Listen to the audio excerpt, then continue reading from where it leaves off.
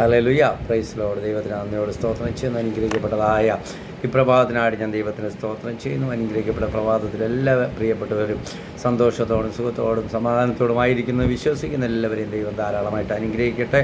ഇന്നത്തെ ചിന്തയ്ക്കായിട്ടൊരു വാക്യം വായിപ്പാൻ ഞാൻ ആഗ്രഹിക്കുന്നു.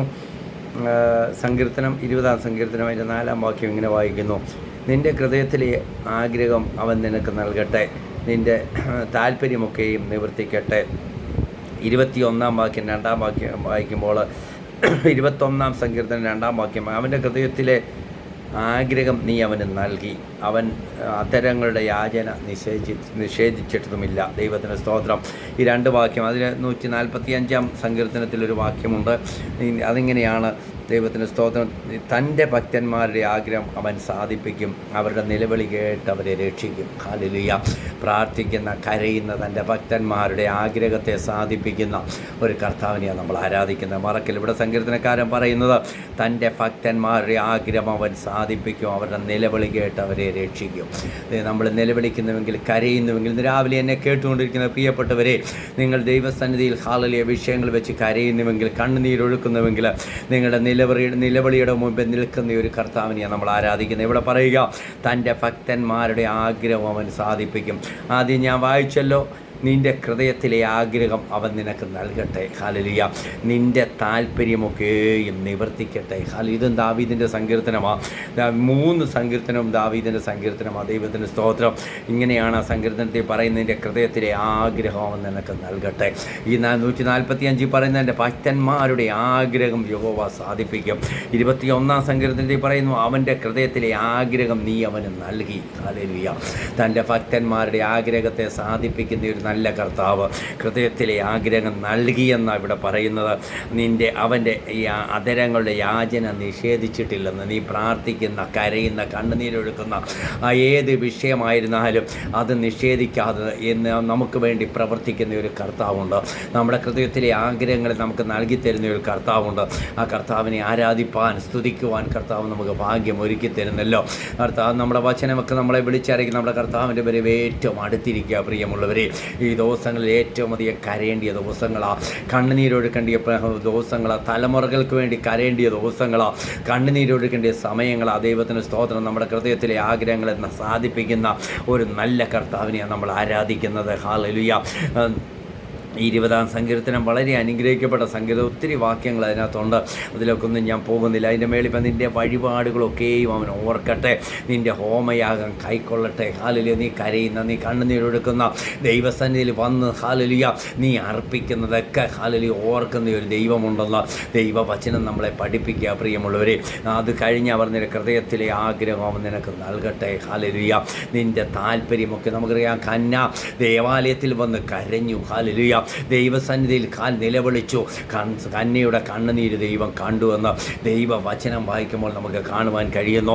നമ്മൾ ദൈവസന്നിധിയിൽ വന്ന് കരയുന്ന, കണ്ണുനീര് ഒഴുക്കുന്ന, നമ്മുടെ കണ്ണുനീരിനെ കാണുന്ന ഒരു നല്ല കർത്താവ് ഉണ്ടെന്ന് ദൈവവചനം നമ്മളെ പഠിപ്പിക്കുക. പ്രിയമുള്ളവരോട് പറയുക, അവൻ്റെ ഹൃദയത്തിലെ ആഗ്രഹം നീ അവന് നൽകിയെന്ന്.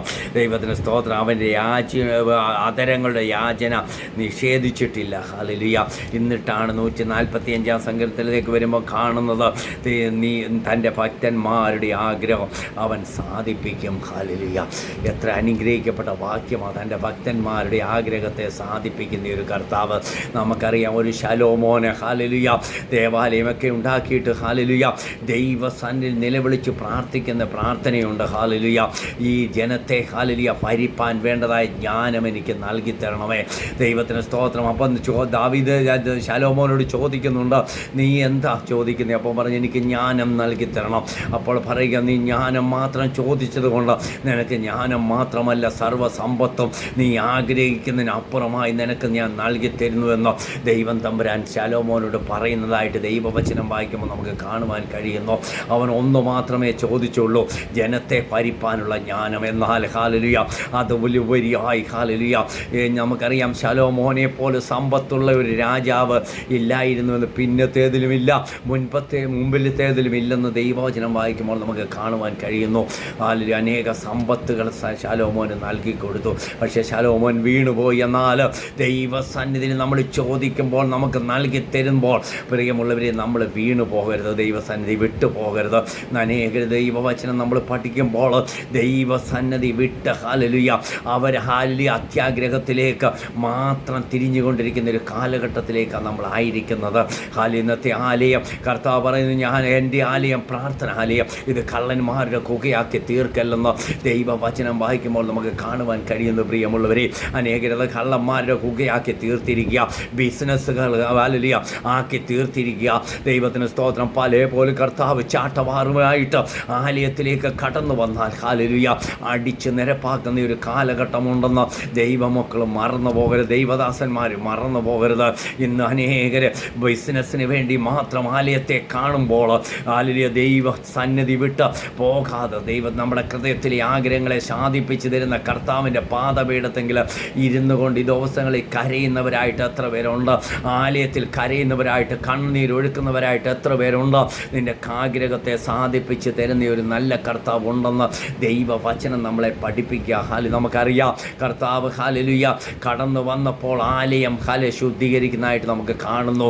ഒരു ദൈവത്തിന് സ്തോത്രം. ചാട്ടമാറെടുത്തിട്ട് വിൽക്കുന്നവരെയും വാങ്ങുന്നവരെയും കൊടുക്കുന്നവരെയും എല്ലാം അടിച്ച് പുറത്താക്കിയതായിട്ട് ദൈവവചനം വായിക്കുമ്പോൾ നമുക്ക് കാണുന്നു. പ്രിയമുള്ളവരെ, നമ്മൾ പ്രാർത്ഥിച്ച് ഒരു കാലത്ത് ഇരുന്ന് കരഞ്ഞു പ്രാർത്ഥിച്ച് അനുഭവിച്ച അനുഗ്രഹങ്ങളും വിടുതലുകളും നമ്മൾ നഷ്ടമാക്കി കളയരുത്, അത് ബിസിനസ്സാക്കി കളയരുത്. ഇന്ന് അനേകർ ബിസിനസ്സാക്കി കളഞ്ഞുകൊണ്ടിരിക്കുക.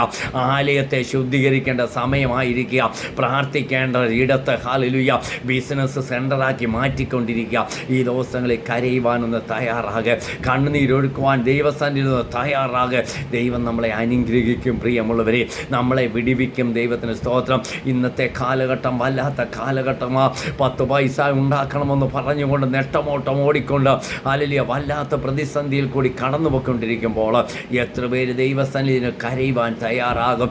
എത്ര പേര് കണ്ണുനീരൊഴുക്കുവാൻ തയ്യാറാകും? ഇവിടെ പറയുക, നിൻ്റെ ഹൃദയത്തിലെ ആഗ്രഹം നിനക്ക് നൽകട്ടെ, നിൻ്റെ താല്പര്യമൊക്കെ നിവർത്തിക്കട്ടെ. എന്നിട്ട് 2-ാം വാക്യത്തിൽ പറയുന്ന 21-ന്റെ അവൻ്റെ ഹൃദയത്തിലെ ആഗ്രഹം നീ അവന് നൽകി. പലപ്പോഴും നമ്മുടെ ഹൃദയത്തിലെ ആഗ്രഹത്തെ നമ്മൾക്ക് നൽകി കഴിയുമ്പോൾ നമ്മൾ അത് കള്ളന്മാരുടെ കുകയാക്കി മാറ്റും.